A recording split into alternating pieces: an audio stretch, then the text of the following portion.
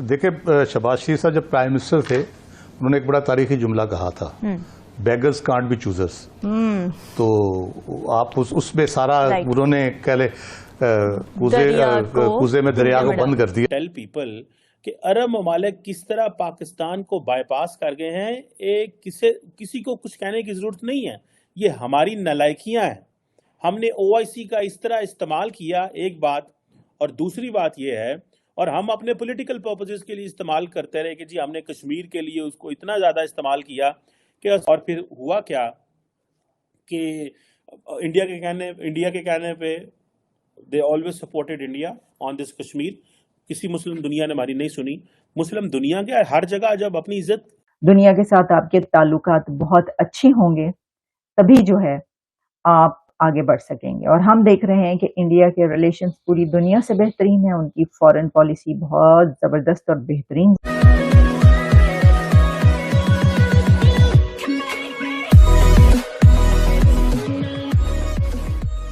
नमस्कार दोस्तों। अब पहले क्या हुआ करता था कि ओआईसी का जो समूह बैठता था उसमें पाकिस्तान के पास एक तो न्यूक्लियर हथियार, ऊपर से उसके पास सेना भी, तो वो हर किसी कंट्री को अपनी सेना प्रोवाइड करके, अपने टट्टू भाड़े के टट्टू प्रोवाइड करके उस कंट्री की मदद कर सकता था। और बदले में वो क्या चाहता था हमेशा कि भाई इंडिया के खिलाफ स्टेटमेंट दे दीजिए, कश्मीर में पाकिस्तान के सपोर्ट में कोई ना कोई स्टेटमेंट दे दीजिए। इस टाइप की सिचुएशन वो हमेशा एक्सपेक्ट करता है। लेकिन जब से अरब कंट्रीज को पता चला है कि भाई अब उस टाइप की वॉर में हम पड़ने नहीं वाले, तब से वो पाकिस्तान का जो एक प्रकार से अट्रैक्शन था वो छोड़ चुके हैं।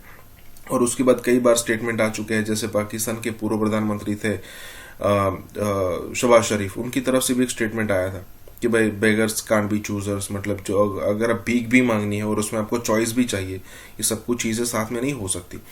यहाँ पर बात दरअसल ये हो रही है कि ओआईसी में जितने भी बड़े बड़े कंट्रीज है, खास करके सऊदी और यूएई, दोनों कंट्रीज ने पाकिस्तान को लात मार के निकाल दिया है, या फिर आप कह सकते हो कि लात मार के कह दिया है कि भाई अब आपकी बात यहाँ पर सुनी नहीं जाएगी, आप मेंबर हैं, मेंबर की तरह रहिए।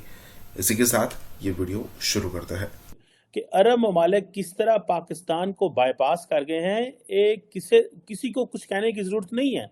ये हमारी नालायकियां हैं। हमने ओआईसी का इस तरह इस्तेमाल किया, एक बात।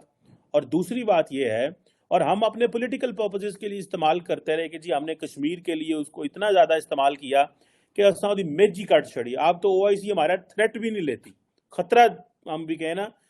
हमारे मुल्क में इस वक्त केयर टेकर गवर्नमेंट है। अरबियों ने, सऊदी से पूछना, पाकिस्तान जो है वो उसको अरब वर्ल्ड नहीं छोड़ दिया, मुसलमान दुनिया ने पाकिस्तान को अकेला कर दिया। हमने किसी के पास क्या जाना है और किसी के पास जाके क्या कहना है? और हम क्यों कहेंगे कि यार हमारी बात सुने, जब हमें अपने मुसलमान दुनिया ने ही पाकिस्तान को छोड़ दिया है। मैं तो चाहता हूं, इस वक्त हम कहते हैं जी हमारे इंडिया से ताल्लुकात खराब हैं, और भाई देखो मुसलमान दुनिया से आपके ताल्लुकात क्या किस नहज पे हैं। और मुझे याद है बहुत सारे पाकिस्तान के जो एम्बेसडर हैं, डिप्लोमेट्स हैं, वो इस बात पे बोलते हैं और कहते रहते हैं कि यार हमें अपने ताल्लुकात को जो है वो नॉर्मलाइज करने की जरूरत है, रिविजिट करने की जरूरत है। सो पाकिस्तान को ये देखना है वेयर डज पाकिस्तान स्टैंड। अभी तो ये मेजर और गेज करने की जरूरत है। पाकिस्तान जिस तरह कंप्रोमाइज हुआ है, पाकिस्तान कंप्लीटली कंप्रोमाइज हो चुका हुआ है। और जाती तौर पे मुझे ये लगता है कि जिसे कहते हैं ना कि वो उनको इस चीज़ की समझ आ गई है कि इनको बस जिधर हैं पाकिस्तान को, इसको इधर ही रहने दो, इनको इंगेज करने की ज़रूरत नहीं है। क्योंकि पाकिस्तान के जो साबिक वज़ीर आज़म इमरान खान साहब हैं, उन्होंने इसका बड़ा मिसयूज़ करने की कोशिश की। उन्होंने, अगर आपको याद हो, वो अमेरिका गए और वहाँ पे जाके इस्लामोफोबिया के हवाले से इस्लाम का लीडर बनने की कोशिश की। सऊदीज़ को और बाकियों को वो भी बुरा लगा। फिर उन्होंने कहा जी कि मैं कतर, ईरान, मलेशिया, टर्की के साथ मिलकर एक टीवी बनाऊंगा जो इस्लामोफोबिया के खिलाफ होगा। उसके ऊपर समिट हुई। मोहम्मद बिन सलमान ने कहा नहीं वज़ीर आज़म साहब आप वहाँ नहीं जा सकते। हमने वो समिट कॉल की, हमने ही सबको कन्विंस किया, वो सारे मलेशिया पहुँच गए और हम पीछे वापस आ गए। और साढ़े पंजाबी कहने ने पौड़ी चाड़ के डंडा खींचना। हमने उनको जो है ना वो सीढ़ियों पे चढ़ा दिया, बाद में से खींच लिया उनको, और उसके बाद उसका कोई मुस्तकबिल नहीं बना।